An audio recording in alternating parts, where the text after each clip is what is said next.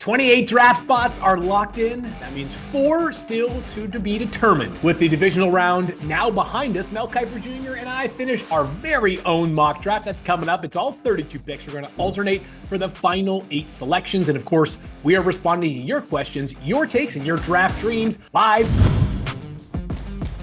Hello and welcome into First Draft. You can watch us and listen to us twice a week. That's right. This week, we start 2 times a week all the way through the NFL Draft. Mondays and Thursday afternoons, we're live on the NFL on ESPN YouTube channel. And of course, you can find us wherever you get your podcast. Plus, starting next week, ESPN2 every Monday.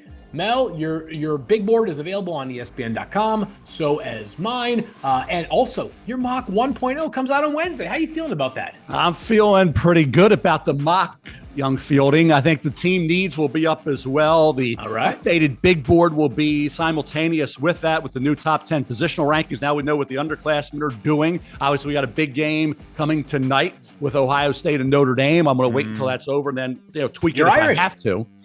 What's that? You're Irish. Yes. And I don't hope I'm coming off a Ravens loss. Now I have Irish tonight. Yeah. It's just going to be one of those weekends into Monday. We'll see what happens there. I'm just going to be, cautiously optimistic, if that's a term you can use. But the bottom line is, I think when you look at the mock draft field, it was fun to do. It's a great exercise for now. And I think what the fans have to look at, and we all look at, is the timing of these. Obviously, the Senior Bowl, pre-combine, you have free agency impacting this, but what it allows you to do when you do the mock drafts at these different times is see where they were, see where our thoughts and our ideas were at a certain time, and then see how it changes and see how those venues impact the next mock. And then the next mock, I do 4 of these. So it's really fun to compare and contrast those mocks and see why a player moved here, moved there, decisions on team need affected what the pick was. So I think it's really interesting. In a lot of the years, my mock 1.0 has been more accurate than my mock 4.0. No doubt about it, Mel. We are about to enter what I call in some ways the silly season of the NFL pre-draft cycle, right? Because you think of things like the combine that you just mentioned and pro days, which really carry zero value. And instead, Mel, what ends up happening is they really, really persuade evaluators around the NFL. It's the nature of the beast. All right, so what we've been doing is picks 1 through 24, alternating. You've got the evens, I've got the odds. So that means that when we kick things off in just a moment, you are back on the clock. We did 1 through 10 in our first episode, had a ton of fun with that, got great fan response. Last week, we did picks 11 through 24. I will very quickly run through the teams and the players. The Niners at 11 take Josh Simmons, Ohio State offensive tackle. I have a thought on him that I want to share a little bit later on. Ashton Jeanty goes 12th to the Cowboys. The Dolphins take safety Malachi Starks 13th. The Colts take Penn State tight end Tyler Warren 14th. The Falcons take Michael Williams from Georgia in a good value at 15th. Mike Green, the edge from Marshall, goes 16th to the Cardinals. Savon Ravel goes to the Bengals at 17. He's the East Carolina cornerback. Josh Connerly of Oregon, the offensive tackle, goes to the Seahawks. He stays in the Pacific Northwest. James Pierce Jr. from Tennessee, the edge rusher, goes to the Bucks at number 19. Colston Loveland, the tight end from Michigan, goes to the Broncos, one of our favorite player and team fits at 20. 21 through 24, the Steelers take defensive tackle Walter Nolan from Ole Miss. The Chargers take Derek Harmon, defensive tackle from Oregon.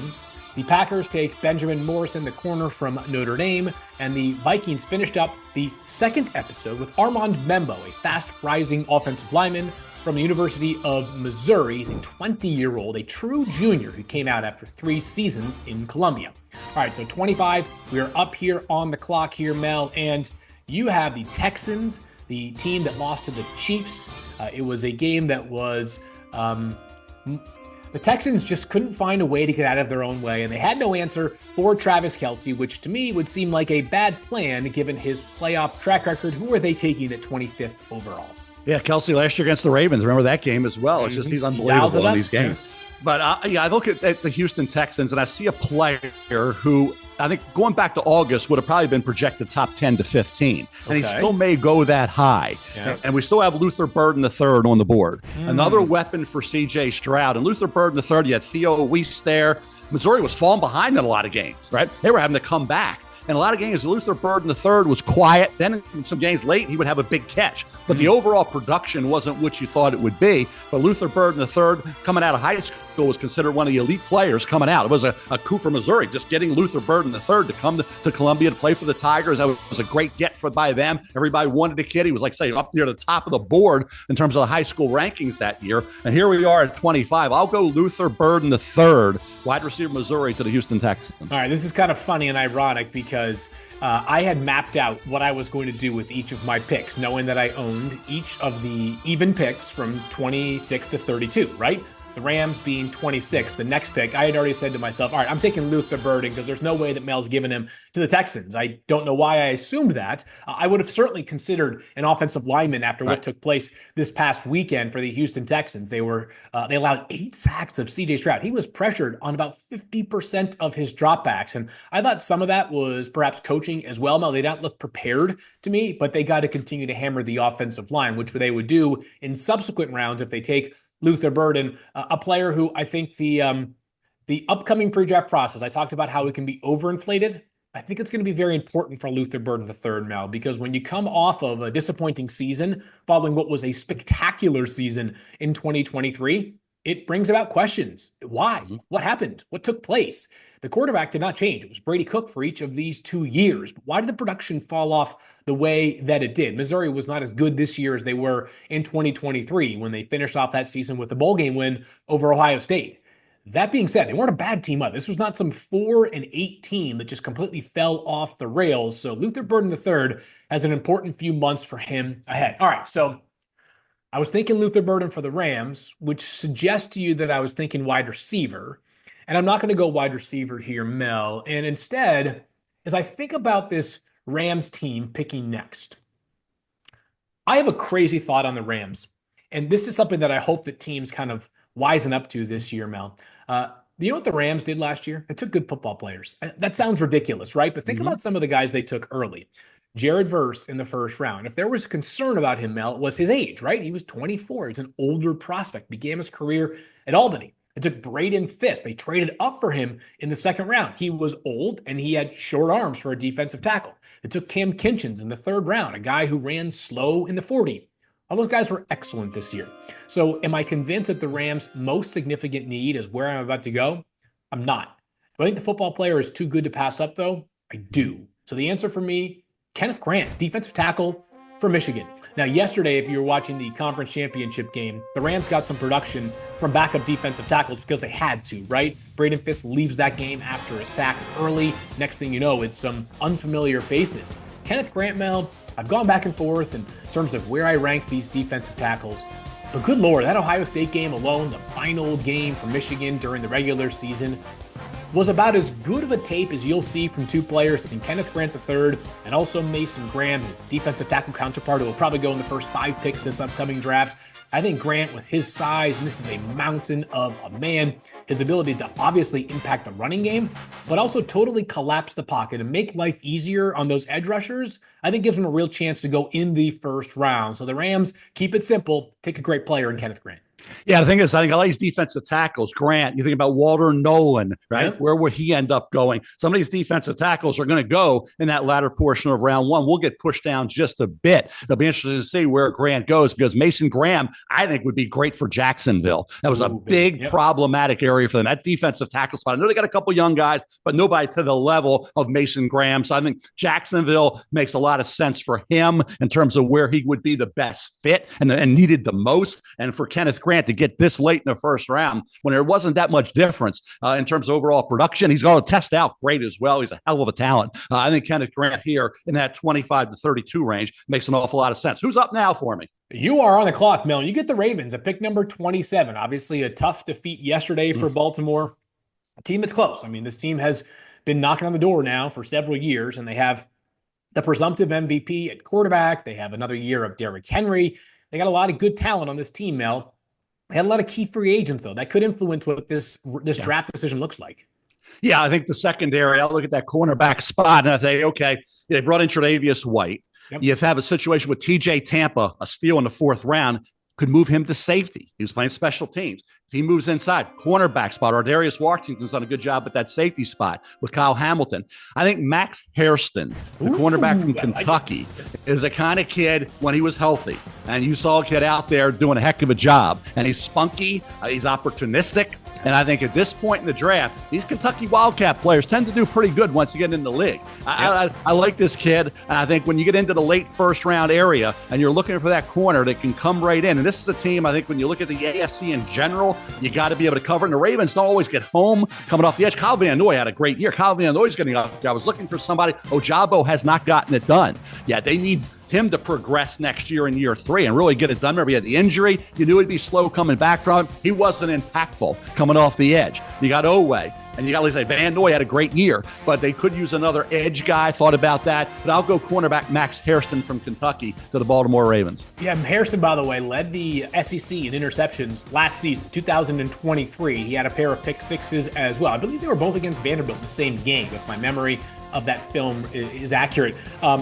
Drew Phillips last year, the Giants had taken him in the 3rd round, Mel. Back-to-back seasons in which a Kentucky DB, I think, is set to rise up the board a little bit. Big fan of Maxwell Hairston. He's one of the most instinctive corners, and at least in my estimation, the corner drop-off gets pretty steep here around this spot on the board, right? There's a lot of a lot of guys, but a lot of question marks as well about what exactly you are getting. Probably makes the need to take a corner that much more significant for the Ravens. I'll just say this, Mel. I thought about if I had the Ravens, because there was a scenario in which I would, depending on how things shook out here. I would have also not been surprised if you went offensive line for the simple reason, Mel, that as I watch these games over the weekend, quarterback obviously matters the most. But the trenches, they are so important. And I watch the teams that end up pushing through, and it's not just that they have good offensive lines, Mel. Is that they can withstand injury as well. The Commanders lose Sam Cosmi, their starting right guard, their best offensive lineman in that game, to a torn ACL. They turn to a backup veteran, a Trent Scott who's been around for a while. And it's like, I'm not saying they don't skip a beat, but they hold the fort there. And so I'm just going to, on principle, like never be against a team taking a capable, worthwhile first-round offensive lineman. That's just sort of my theory on these guys now. Yeah, I'm with you. I thought about maybe an Ursary from Minnesota, somebody like that. But I felt like, okay, it all really depends upon Ronnie Stanley. If Ronnie Stanley's brought back and be that left tackle, Roger Rosengarten had a heck of a year at right tackle. He was a steal in the 2nd round. That was one of my stunts. Remember, I had Rosengarten in my 1st round mock, and everybody was like, oh my gosh, that's a 3rd, 4th rounder. Roger Rosengarten played like he should have even gone higher than where he went in the 1st round. In terms of where, 2nd round, he should have been a 1st round pick where he was mocked. They got him in the 2nd round. Roger Rosengarten could athletically move to left tackle.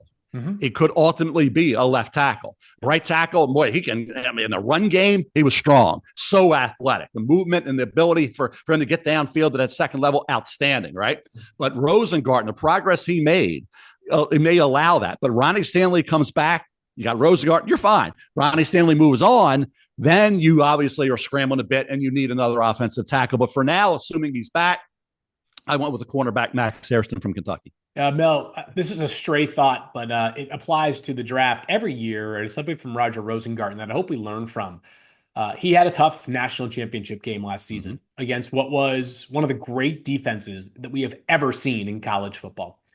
One game does not make an evaluation, people. And I just hope that we can stop with these small sample sizes that we see when next thing you know, somebody is saying, well, did you watch? I'm just going to use this player because he's the first one that comes to mind. Kelvin Banks had a tough go in the 1st round against Georgia, right? He just, especially when you are playing from behind and pass rushers can pin their ear back and just go, it's a lot harder to do your job. I'm not saying Kelvin Banks is a perfect prospect. None of them are, Mel. But I think we do this too often where one moment lives probably like too prominently as it pertains to the evaluation of these players. So Rosengarten, by the way, showed some nasty yesterday trying to get after it. Yeah, he's protecting his quarterback. His quarterback getting hit late. Yeah, I like that from Rosengarten there. Hey, I'll tell you what, Phil, you said it exactly right. And it really, it disgusts me when I hear some people. It's like just the master of the obvious. You're telling me, when you look at one play or one game, it's like we all saw that one play, one game, a series doesn't a career make. So for Roger Rosengarten, I remember I did it. People were like laughing at when I was like, mocking my mock. It's like, really? I so you got to hold strong. And Rosengarten, I remember when I had Terry McLaurin. Some of these stunts, have turned out to be pretty. I had Terry McLaurin in a mock, and people were like, Terry McLaurin ended up being a pretty good 3rd round pick, right? Great player. So some of these stunts And I do, and I don't do it. I kind of do it because I hear something and I like a player say, hey, and Bill Polian always said, hey, in the late first, you take guys that won't be there in the late second.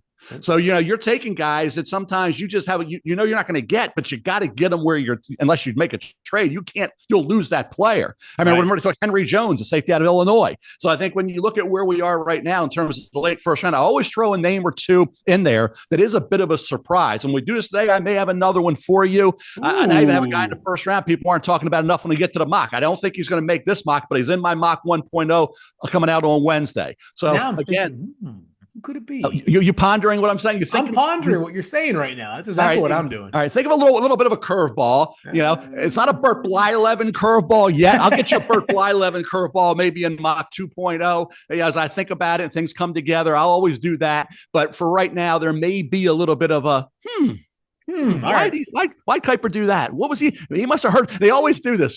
All the guys. Somebody had to say something to you. You had somebody in the league telling you something. Some team out there loves that player, and sometimes it is based on that type of talk. Or sometimes it's just me trying to put, like I did with Bo Nix before anybody did. I said maybe Sean Payton sees a little Drew Brees in this kid. So sometimes you got to just kind of figure it out on your own, use a little common sense, put it all together, and just make a call. Because guess what? Everybody's not telling us what they're doing. Teams don't tell you what they're doing. They'll tell you what they're hearing other people may do. But teams aren't going to tell us what they're going to do. And we shouldn't even ask them because we know what we're going to get.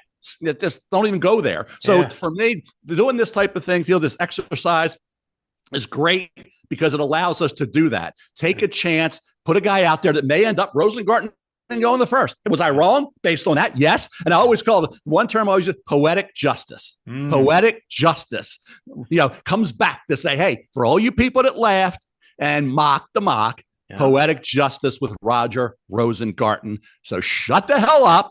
The kid's a heck of a player. He should have gone around earlier than he did. So in your face, guys. That's a win for Kiper right there. The last thing that I'll say, I know we're kind of getting on some tangents here, Mel, but 8 teams to pick through. So we got some breathing room here. Yep.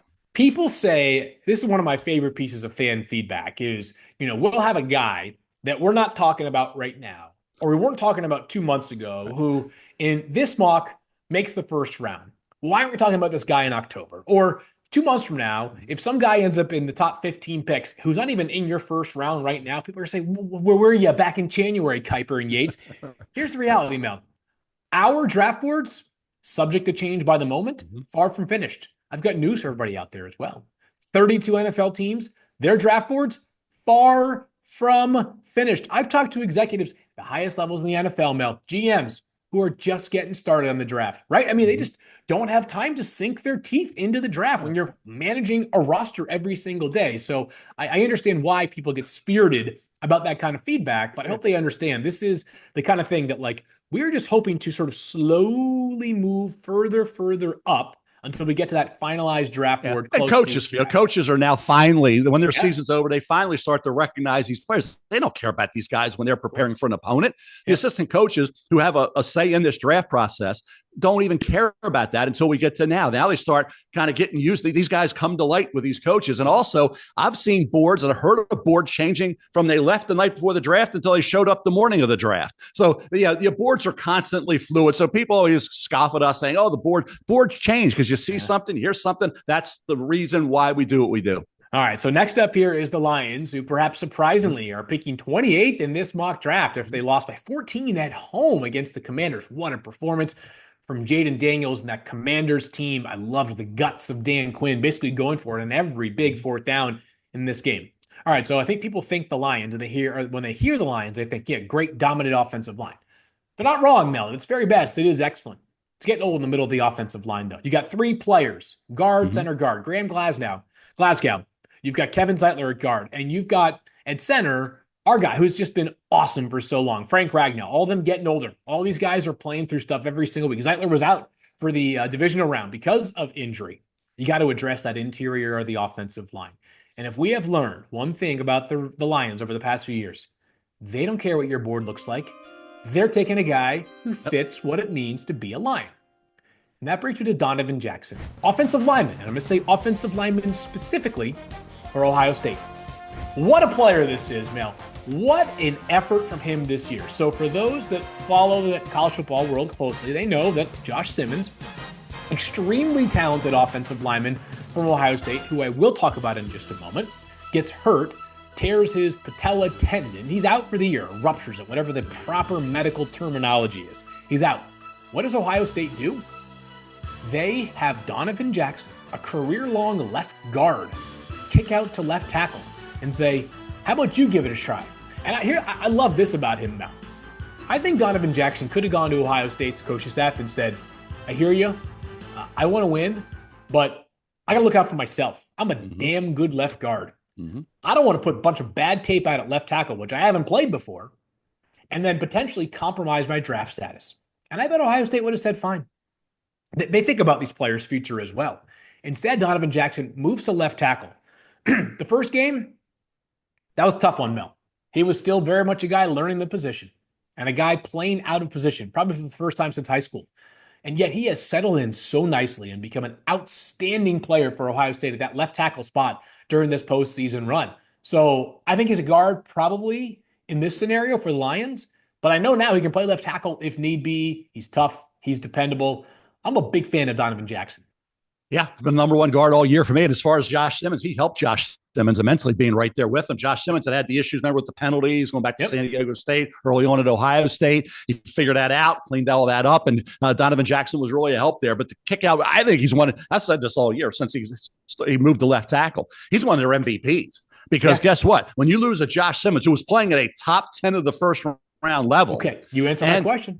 And their anchor, Seth McLaughlin, who came over from Alabama, gone as well. And then Carson Hinsman stepped back in. I mean, just those guys to solidify that line and allow them to keep moving on to where they are now, playing for a national title. We can talk about all the other guys that went back, and they're all back for a reason, and they're playing for a national title tonight. But certainly Donovan Jackson, we talk about a guy that certainly was a key guy, responsible MVP-wise for what they are right now. When you fill out that, move out the left tackle, it's not easy, and it can play on your mind. And it can play on your confidence, and it can destroy everything about where you thought you were, like you said, about the NFL draft, and it's going to hurt all these thoughts going through. Hey, he just said, I'm a football player. I can kick out there. I'll get better. You know, certainly he did, and I credit Donovan Jackson for where the Ohio State Buckeyes gets a lot of credit for where they are right now. Yeah, so you also answered my question that I was going to ask, because I've thought about this more and more and more, Mel. And when you do this draft, obviously you're trying to study. I've got 317 or so players, which, by the way,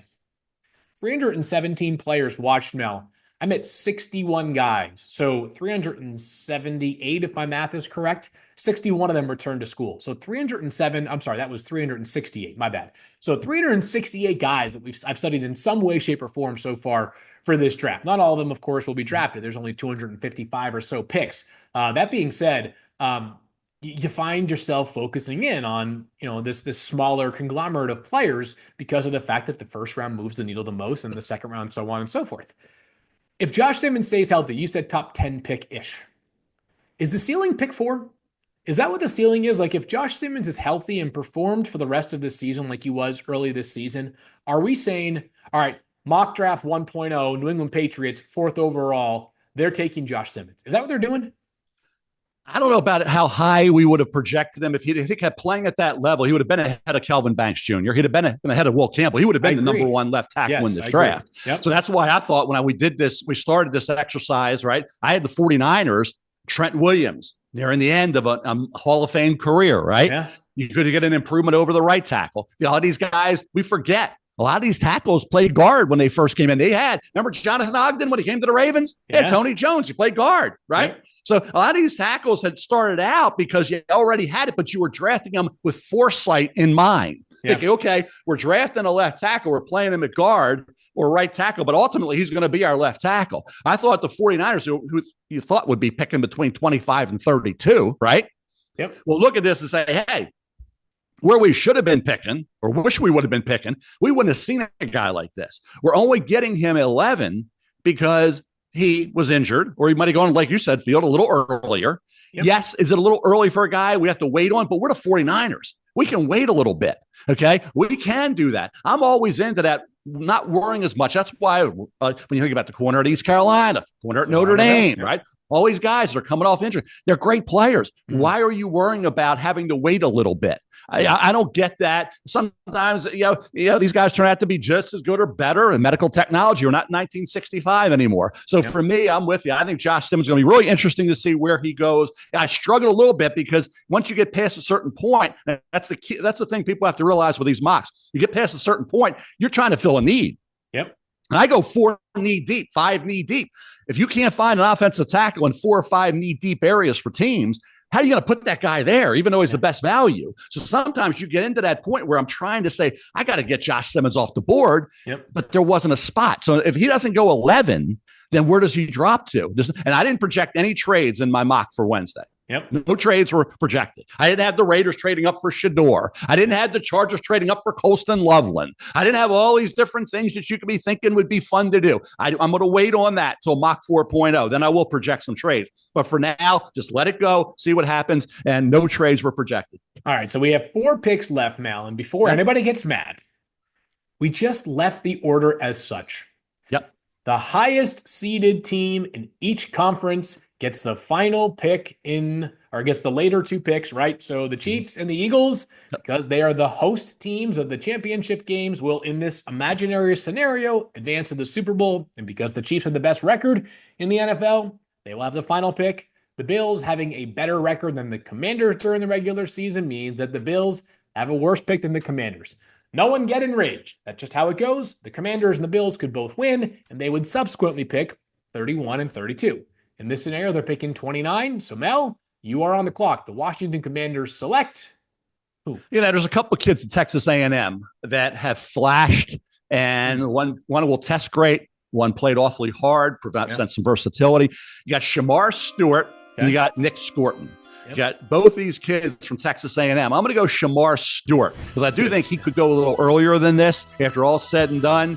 But he's the kind of guy you roll the dice on. You got an awful lot of talent there. You want to see the production keep increasing. But this is where you take guys like that. Remember Owe at Penn State didn't have a sack, went in the late first round. No sack at Penn State his final year. Still has developed into a guy can get after the quarterback in the NFL. I think when Stewart starts going through this process and D-line coaches look at him and say, hey, I can make him an 8 to 12 sack a year guy in the NFL, that's when you start thinking about that. So I'll go Shemar Stewart from Texas A&M to the Washington Commanders. All right, I want to dive into this player a bit more, Mel, because I do think he's going to be one of the most discussed over the next few months here.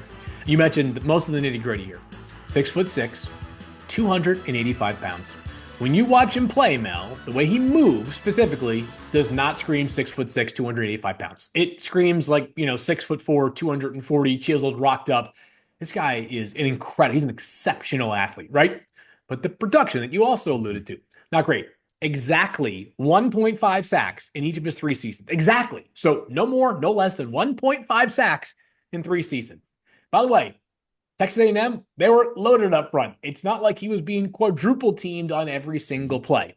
But the draft is the game of projection. Mel, when I was working with the Patriots way back in the day, Bill Belichick used to talk about something that was important to him. He said, we draft traits. We don't just draft production, right? Mm-hmm. You get 10 sacks. I don't care about the 10 sacks. I care about the why. Is it because you got great quickness? Is it because you have great power? Is it because you have great length? Is it because you have all 3 of those things, the 3 traits that led to that production? Because, you have certain scenarios where, guys could fall into a couple of sacks in a game, right? Or you have a guy who takes care of business against inferior competition and then doesn't look so great against the best competition. There are a lot of reasons why. You got to focus on the traits behind the production, which tends to be a stickier way to scout going forward. The traits for Shemar Stewart are very good. If he takes part in all the drills at the Combine, you got to figure he's one of the most notable performers there.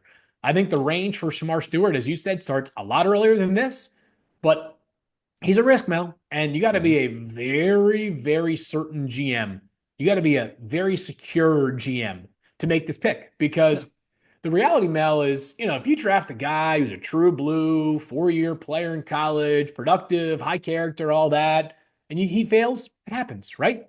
But if you take a guy who's been in college for 3 years and has 4.5 sacks and is more potential than production, it's going to hit you harder in the court of public opinion. I just believe that. You said exactly right. You need a GM, Adam Peters at Washington. Yeah. Right? Adam Peters can do whatever Adam Peters wants to do right now. Nobody's after last offseason, no doubt about that. Yeah. Nobody's questioning it. So when you get up to that podium and you're coming off your first round pick, and you're looking at everything you said, Field, and I was alluding to and talking about in terms of production. Remember when Oweh went with no sacks? Yeah. You said you could fall into a sack, right? Yep. How can you not get a sack in college? You get pushed around. They give you credit for a sack, right? You might not have, but he didn't get any. Well, Eric DeCosta, Ozzie Newsome, Eric DeCosta, not worrying about any. Hey, he's not getting shut out in sacks in the NFL. Right. Didn't have a sack at Penn State, but he hustled. He did a lot of things athletically and physically in terms of attitude, approach that they liked. And they knew, hey, I don't really care. But everybody else passed on him, right? Everybody else passed on him. Because you're right. When you get up to that podium, everybody's going to look at the numbers. How can you do this? This is college football, okay? And you mentioned it, the old cliches from the draft. Then they ring true every year. They go back 80 years. Yep. Boom or bust, right? And I always said a guy who could either make your draft or break your heart. That's the way some of these guys are. Make your draft or break your heart. And that's the way a lot of these guys are. And that's what you get at this point. But Adam Peters at Washington can do whatever Adam Peters wants to do, and nobody's going to say anything negative about it right now. I'll give you an example of a team that I think it will be risky business to use this pick on Shemar Stewart, who needs an edge, by the way. The Atlanta Falcons. And here's the reason why. They desperately need an edge. We gave them Mykel Williams. But after giving Kirk Cousins that contract last offseason, and that failing spectacularly, Mel, you have to imagine the leash is shortened for a GM. It just is, right? That's just the natural order of business in the NFL. So they might be a little less inclined to swing big compared to a team like Washington. Let me just say this, Phil. Mykel Williams, and we all talk to our guys in the league, right? Yep. Mykel Williams, I had somebody tell me, is going very high. Oh, yeah. Yeah, he could. And we had him at 15. Yep. So, and the production was okay, but he had the ankle injury. Yeah. Okay. There's some things he's got to do from a power standpoint. We get all that he's not perfect. He needs coaching, right? Needs some more coaching. Needs a little bit more, obviously, production on a consistent basis, but he was coming off the ankle. Mykel Williams is going to go some guaranteed top 50. I got him to 15. In this mock, we got him with the 15th spot to Atlanta. Yeah. Yeah. I don't know. I got my mock one. Check out mock 1.0 Wednesday and see how high up the board Mykel Williams is, because I don't think necessarily he gets down that far. I wonder if he likes beignets, the beautiful kind of beignets they served out in New Orleans, Louisiana, with the 9th pick in the NFL draft. Perhaps even higher than that. We shall see. Yeah. He's got 4.5 sacks or more in every season. So Shemar Stewart has 4.5 for his college career. Mykel Williams' production, not great. And he had 4.5, and 5 in his 3 seasons in college. All right, so next up will be me with the Buffalo Bills here. Again, we didn't determine the order, Mel. We just sort of went by how the seedings are. And I thought about Buffalo as well. Hey, here's the reality, Mel. And this starts really with all the teams that we have been talking about, but I would say maybe the Texans feel a little bit further away from this. The Bills don't have a bunch of needs. It's a very, very good football team. They have just an outstanding offensive line. Could they go receiver, given the fact that they don't really have this clear, true blue wide receiver one? Maybe, but they've made it to the AFC Championship game with a smorgasbord of wideouts, and they have the developing Keon Coleman, who they used the 33rd pick in the draft on last year. So I'm going Tyleik Williams, Ohio State defensive tackle. So 2 Big Ten defensive tackles off the board for me in this 8-pick run. This guy has got some active, violent hands. And this Buffalo team, when they played the Ravens the first time, Mel, got carved to pieces defensively against the run, right? Derrick Henry had what he tends to do, right? Big games. They had a tough time defending the run for much of this year. Now they tightened things up in the playoffs, specifically yesterday when they played the Ravens, a much more formidable rushing attack than the Broncos in round 1. Tyleik Williams, though, Mel, just good, solid football player. In terms of impacting the passer, pure sack production isn't going to be there, but he is going to help disrupt the interior of the pocket. Quarterbacks don't like to be rushed up the middle, so the sack numbers aren't going to be gaudy, but a guy who can play a bit behind the line of scrimmage, yet another solid football player who we will see tonight in the College Football National Championship. No doubt. And like I said, Buffalo, you notice Josh after the game talking about all the people saying, and he waited till after the game was over. He didn't address it before. He was all, as Josh always says, you got to do it the right. Wait till the game's over. And then, hey, I heard everybody saying we're a little small. We didn't have this. We didn't have that. And you saw it. I'm really so proud of our defense. Josh has been, and I give this kid so much credit because early in his career when he was making some mistakes, and you notice that I think, Nate Burleson pointed it out. And I saw it. I was like, oh, no. when he was trying to get that ball to James Cook. Yeah. Yep. Okay. Before they kicked the field goal, he said, I got to get this. I got to get a touchdown here. I got to get us more than 8. He was trying, I think because he was being tackled, he couldn't get the ball out. But he was trying to get that ball to Cook. Yep. Okay. And trying to make a Superman play and do something to try to get him a touchdown on that play. Cause he knew, hey, if I'm going down, we're kicking a field goal more than likely. So, but Josh, early in his career, he got in front of that podium. He got in front of those reports and he took all the questions. He took all the blame. All he said is, I got to do better. I got to get better. I got to find a way to get completions. I can't be doing, never, ever did he say, well, we all are contributed to it. It was always, he put it all on 17. He never mentioned anything about, we got everybody's got to do their part. Everybody's, it's not just, no, it was always, he took every shot. He took all the blame every time. And I watched I went to that BuffaloBills.com and I watched because, I was big with Josh coming out. I watched every second that he's played in his career. And I watched every second of his comments after the game.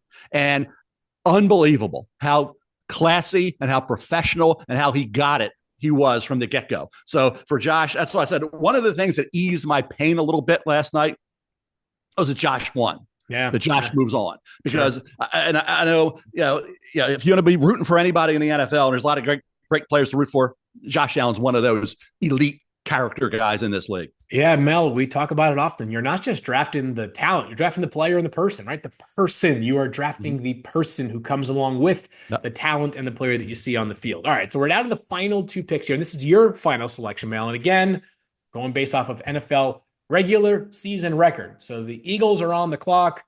Talk about a well-oiled machine, Mel. It feels like this is the team that is always playing one step ahead of most of the competition. Which way does Philadelphia turn?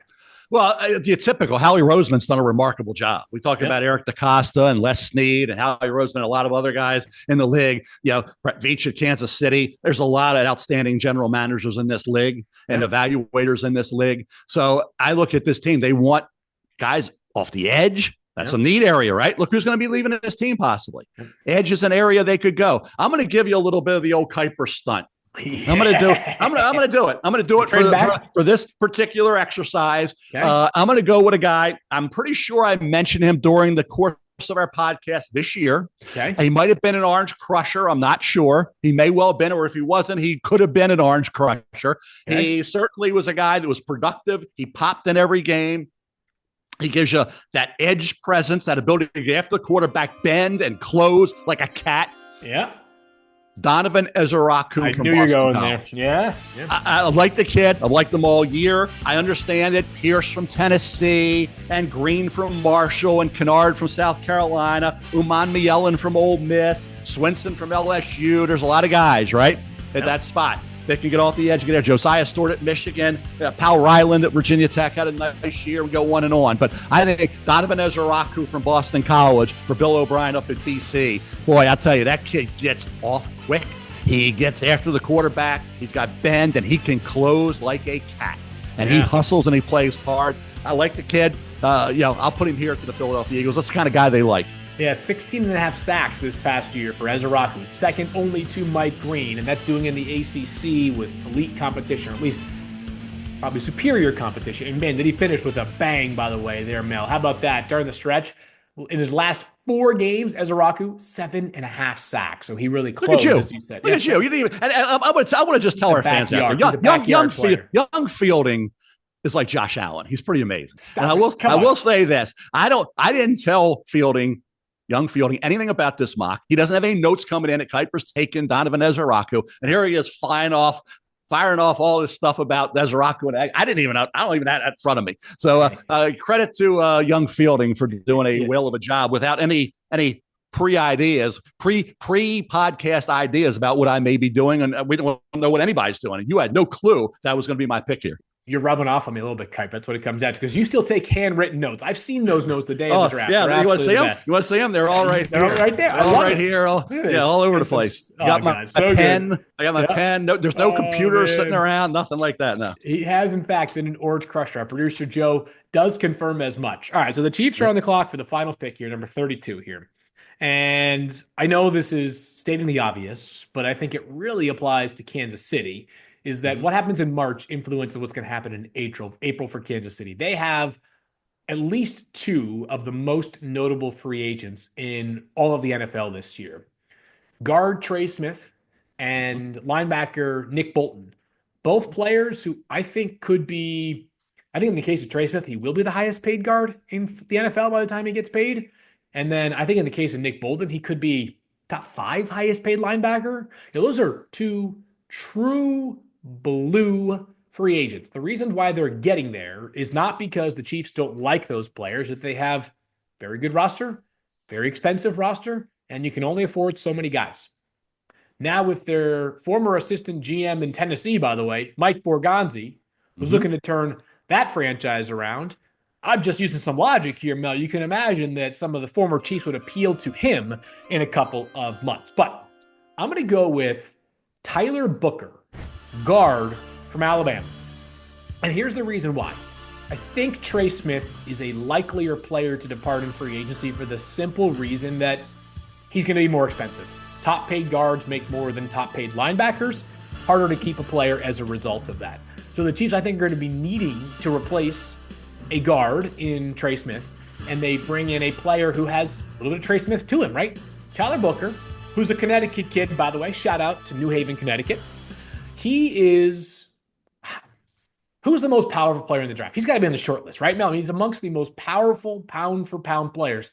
This is a big fella, by the way. This is a big, powerful dude in the entire NFL draft class this year. So the Chiefs do a 1-for-1 swap. I also considered my guy, Jonah Savai-Naea, the offensive lineman from Arizona. The reason why I went with Tyler Booker over Jonah, Mel, is because Jonah's played left tackle, right tackle, some guard. Like, he may aspire to stay at tackle. That may be what he plans to do. Booker is a guard through and through. Give him to Kansas City. I think Booker is going to go high. I really do. I think I'd be shocked if he were still there at this point in the first round of the field. I think Tyler Booker is going to hear his name called a little early. We didn't have a guy, hey, throw out some names. There's some guys that didn't make this exercise that were in that first round discussion and will be. Nick Emanwari from South Carolina, safety. I don't think there's not a lot separating Malachi Starks from Emanwari. Big, fast, physical, productive this year. Found the ball, was all over the field, popping in games that you watch. So Emeka Egbuka, we're going to watch him tonight. Emeka Egbuka with the precise route running, the versatility. He'll block. He'll do all the stuff you need him to do. Great attitude, great approach. I think he might be look good in the Pittsburgh Steelers uniform. Emeka Egbuka. That's just me. But I think Emanwari, Jahad Campbell, linebacker out of Alabama, off ball. I mean, smart, instinctive, versatile. I think he's a guy who's going to draw certainly some first round interest, maybe even as high as the 15 to 25 area. So there's some guys that didn't make this exercise, but check out Mock 1.0 on Wednesday. You never know where you might find some of these names. Mel, a little bit of a stray thought here. Again, there are lots of those on today's show, but I think these are important because I know one of the things that I balance, Mel, is I know how much, no one works harder and longer and more meticulously on the draft than you. I also know that there's a lot of material you don't get to use, right? Mm-hmm. Like, people want to hear about the first 15 or 20 picks much more than they do the last 15 or 20 picks. But there's a lot of notes just kind of you leave on the cutting floor, right? Mm-hmm. The Emanwari versus Malachi Starks conversation is really interesting. Mm-hmm. I haven't quite finalized my stance on where I am on these, but Mel, that I have heard from people around the league on a couple of different occasions now. Hey, you, meaning the guys that do the media coverage of the draft, a little too high on Malachi Starks, a little too low on Emanwari. That the gap might be a little narrower than we are currently forecasting it as. Again, I haven't finalized my stance here, Mel. I think if this conversation was after last year when I thought Starks was better than he was this year, I don't think we're having this chat. I didn't feel Malachi Starks as much down the stretch this year as we felt him last year, if that makes sense. But that might be a more interesting conversation that could bubble up over the next few months. I still believe in Malachi Starks. I understand what you're saying. He didn't have the production. I still think he's a magnet to the football. I still believe that. I said the play he made early in the year was remarkable. Against Clemson was great. Yeah, unbelievable. So I think he will get. He had like 6-7 career interceptions. It wasn't like he had 1 or 2. He still had 6 career interceptions. But Emanwari this year was everywhere. Now he's got a kid that size, that physical, that fast. And who we see starring for the Baltimore Ravens? One Kyle Hamilton. Hamilton. Yeah. Kyle Hamilton dropped to the Ravens. I remember he visited 14. The Ravens. Yeah, we have all your pre-draft visits. Remember he came in. John Harbaugh said, "Why are you here? Yeah. You're going to be there. We're picking. You're going to be around when we're picking." He was around when they were picking, and they took Kyle Hamilton, right? Yeah. The superstar in the NFL. To me, Eamon and I'm with you, but I always, I guess I'm stubborn. They always say stubborn is stupid. No. I really love Malachi Starks going in. He was up around 6, 7, 8 on the big board. Yep. And I agree. He missed some tackles. There was some time, took a bad angle here and there. He bit on some plays, got himself out of position. He didn't have his best year. He did not. Eamon did. And Eamon will test off the charts. So I'm with you. There could be a case where by the time we get to late April in the NFL draft, Eamon is the first safety off the board. Yeah. Are we doing an Orange Crusher today? Fire away, Mel. If you got one, you can always fire away. You want me to recap the 8 picks, or do you want to just go right ahead right now? All right, we'll just recap this. Again, I like Malachi Starks too a lot, people. I love Malachi. He still is in my top 15 overall.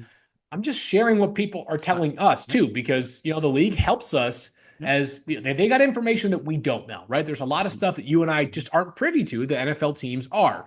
All right, so the Texans at 25 take Luther Burden. The Rams at 26 take Kenneth Grant. The Ravens at 27 take Max Hairston. The Lions at 28 take Donovan Jackson. The Commanders at 29 take Shemar Stewart from Texas A&M. The Bills at 30 take Tyleik Williams, Ohio State defensive tackle. The Eagles take BC defensive end Donovan Ezeiruaku. And then the Chiefs wrap things up with Tyler Booker, the guard from Alabama. You got an Orange Crusher, though. Fire away. Just hit me with the goods right now. I want it. What better than the orange? The Syracuse orange. I'm going to go with 3 Orange Crushers from one team. Ooh, I think Kyle McCord. I think we got Ohio State playing tonight, right? Yep. Kyle McCord at Ohio State was at 66%, 24 touchdowns, 6 picks. He was off the charts this year at Syracuse. Forget the Pitt game. Even after the Pitt game, when he threw his interceptions, 15 touchdowns, 1 pick after a bad game. Totally. Kyle McCord, I think, goes second round.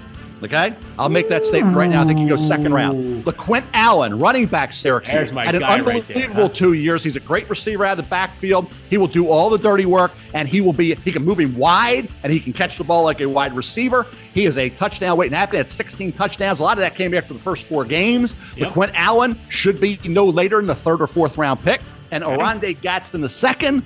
All this kid does is stretch the field, catch the football, do stuff after the catch. He's tremendously versatile. He had 73 catches, 13-yard average, and 7 touchdowns. Those are 3. We want an Orange Crusher. Go to the Orange. Go to Syracuse Orange with 3 Orange Crushers. But I'm going to give you a guy who I love the tape of, and I love the production. He's from Eastern Washington, named Efton Chisholm the third. This guy. Efton Chisholm the third. Phil, did you watch this kid? No, I haven't watched him yet. Take a look at it. I get everybody out there. If you can find Eastern Washington, Efton Chisholm, I love guys that play fast and play tough. And you get the ball, and as soon as he gets it, boom, he's gone. Okay, yep. and he's tough, and he'll break tackles. He runs hard. He had 346 career receptions, 37 touchdowns. He had 120 catches this past year, 84 the previous year. Monmouth, 12 catches for 173. Nevada, 11 for 85. Cal Davis, 15 for 170. Idaho State, 12 for 157. Fresno State in 2023, 9 catches in that game. So they didn't just do it against the 1AA opposition. Efton Chisholm, the third, is a baller. He is a baller. He may not go until the late rounds of the draft, maybe undrafted free agent, but I'm telling you, he will be on an NFL roster in 2025. And I think he makes a team. He contributes because this kid, like I say, I want pure football players. And Efton Chisholm III is exactly that, coming out of Eastern Washington. All right. So, Mel, by the way, we all know there's a little bit of lineage over there at Eastern Washington as far as wide receivers are concerned. Cooper Kupp, the great Cooper Kupp, who is one of one as far as Eastern Washington alums are concerned, but also Kendrick Bourne is a nice, solid NFL career currently with the Patriots, also an Eastern Washington grad. So perhaps the pipeline continues from Eastern Washington in that red turf all the way into the NFL. I just added a name to my database. I'm up to 308 now, thanks to Mel Kiper Jr. I got some work to do, people. That's the reality of this time of the year. A reminder, we are back on Thursday of this week. And what are we doing? Kiper's 1.0. You have to read the mock for a lot of reasons, not just because it's the peak of mock drafting from the best to ever do it, but also, there's going to be a stunt somewhere in there. You got to be ready for the curveball somewhere, somehow. Who was the name of the, I know you follow baseball, Mel. the Dodgers just added two great pitchers, a relief pitcher and a 23-year-old from Japan who apparently the entire MLB wanted, and they got him because, of course, the Dodgers got him. Tanner Scott was the left-handed reliever. I don't know if he throws a curve, Mel, but I'm expecting, if he does, a curveball from Tanner Scott type from the Kuiper draft. I'm old, and I'm Burt Blyleven. Burt Blyleven. I know, but that's we saved those for April, right? Yeah, but the best, Boomer had his great nicknames, right? But Burt Behome Blyleven was one. I love it. Yep. Okay, yeah. like Jim Arrivaducci. Remember Jim Arrivaducci and Burt Behome Blyleven, but the Burt Blyleven curveball for me. You're right. That's April. That's reserved for, that's an April Fool's Day thing, right? That's an April Fool's Day right around there. The Burt Blyleven curveball comes where everybody says Kuiper's crazy. That's what I say. The Kuiper stunts, they come then. But I'll have a few before then fielding for you. Before we get to late April, early April, mid-April, whenever it is, when I come out with that Mach 4, I believe it's mid-April, Mach 4.0 comes out. Before then, young fielding, I will have a major league stunt that has everybody going, woo! Is that Roger Rosengart and Terry McLaurin? 3.0. Hey, those stunts don't turn out so bad, guys, okay? It turns out that the guy who's been doing this, who literally created this industry, knows a thing or two about what it takes to be a great mock draft. No, Get lucky once in a while, pal. Get lucky once in a while. I do. All right, for those that are watching this prior to the College Football National Championship game, enjoy the game tonight. For Mel's sake, go Irish. Huge opportunity for them under the great Marcus Freeman to take home their first national title, and I believe over 30 years for the Irish. Meanwhile, Ohio State looking to do so for the second time in the playoff era. If you're watching after the game, let us know what happened. Until Thursday, on field, he's Mel. We'll talk to you guys then.